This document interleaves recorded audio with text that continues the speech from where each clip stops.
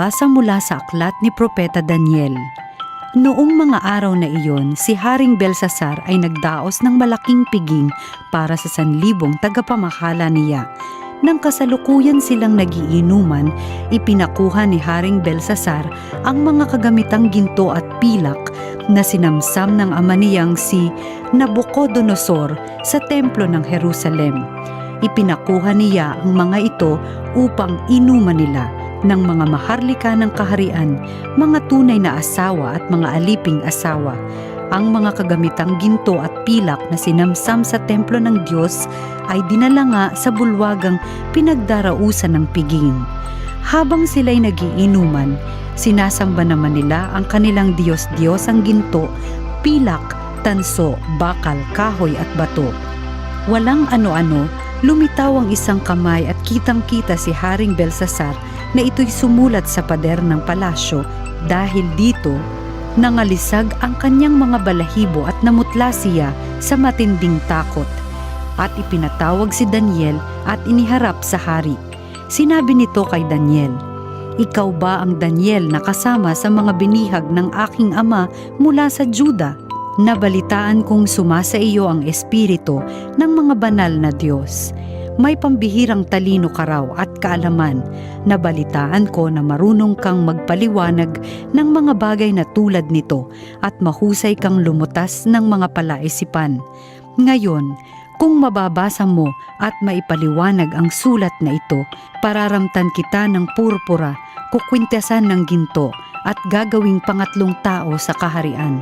Sinabi ni Daniel sa hari, "Mahal na hari, huwag na po ninyo akong bigyan ng anuman. Ibigay na ninyo sa iba ang sinasabi ninyong gantimpala. Babasahin ko na lamang at ipaliliwanag ang sulat. Nagpakataas kayo sa harapan ng Panginoon, ipinakuha ninyo ang mga kagamitan sa kanyang templo at ginamit sa inuman. Bukod doon, sumamba kayo sa mga Diyos ninyong yari sa ginto, pilak, tanso, bakal, kahoy at bato, ang Diyos na hindi nakakikita ni nakaririnig, at ang Diyos na nagbibigay sa inyo ng buhay ay hindi ninyo pinarangalan.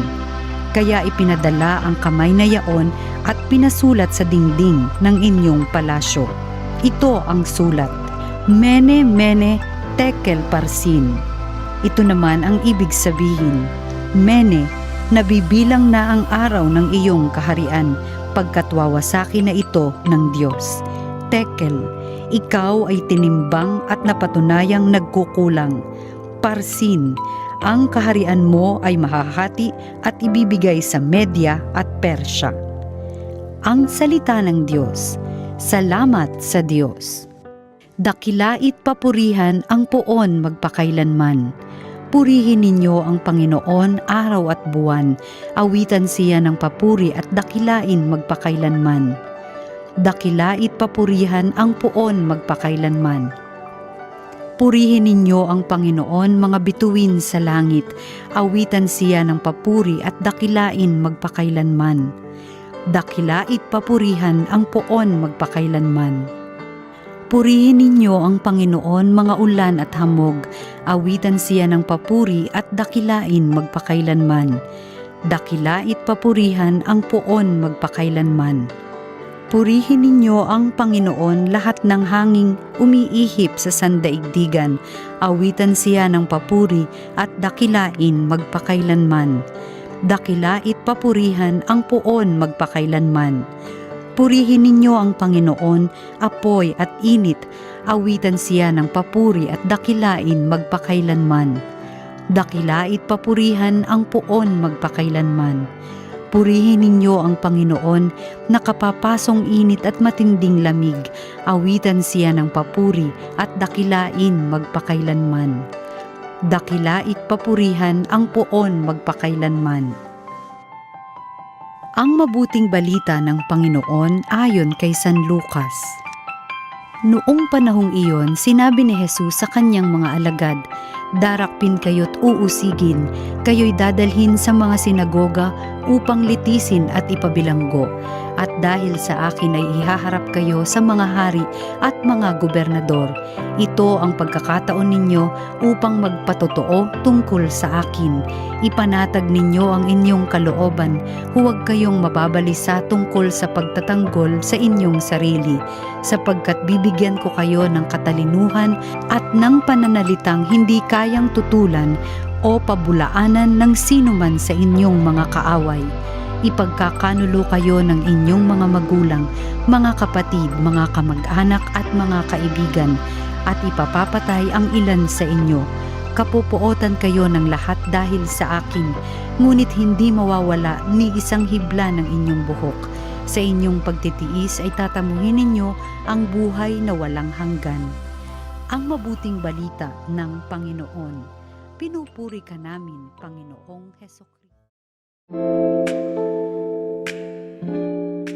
Magandang araw po sa inyong mga kapatid, higit po lalo sa inyong mga sumusubaybay dito po sa Salita ng Diyos, Salita ng Buhay sa TV Maria. Mga kapatid, samahan niyo po akong magpasalamat sa Panginoon sapagkat next week po, December 3, ako po kasama ang tatlo kong mga kaklasing pare, we will celebrate our 3rd Presbyteral Anniversary.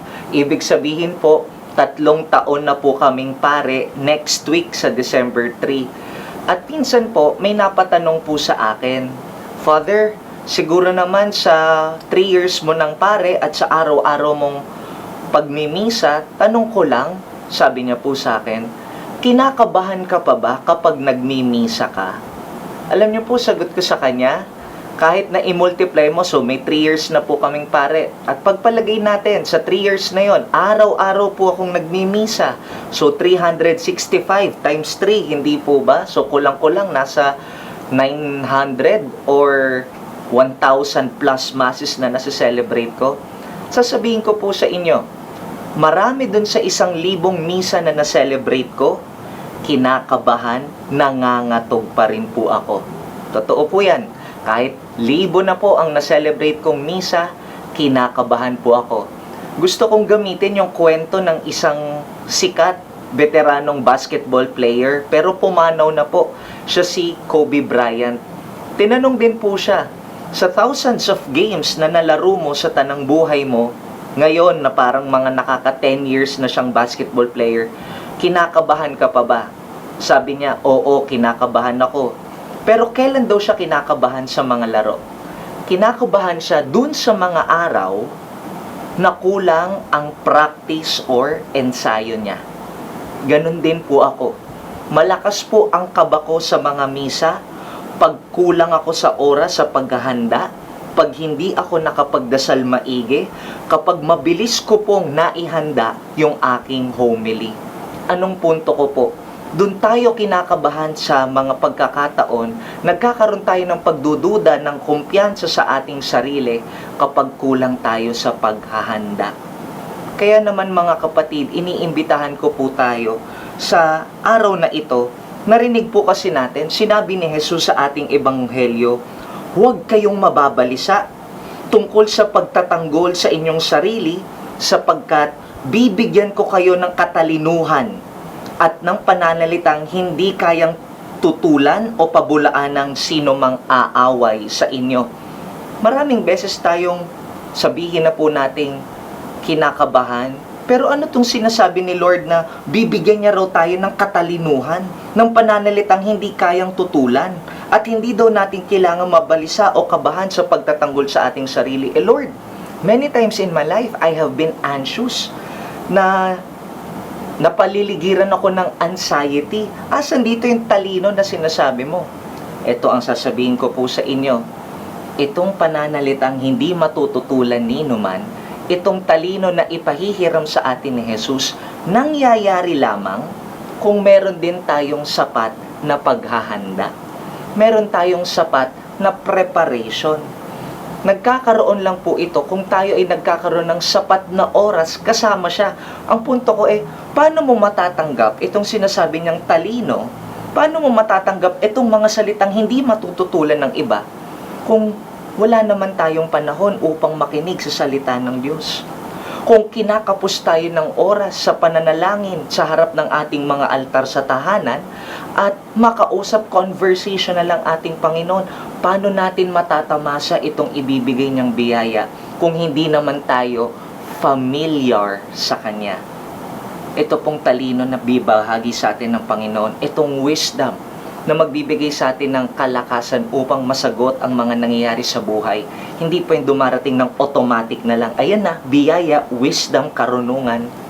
It comes with time and familiarity with the Lord.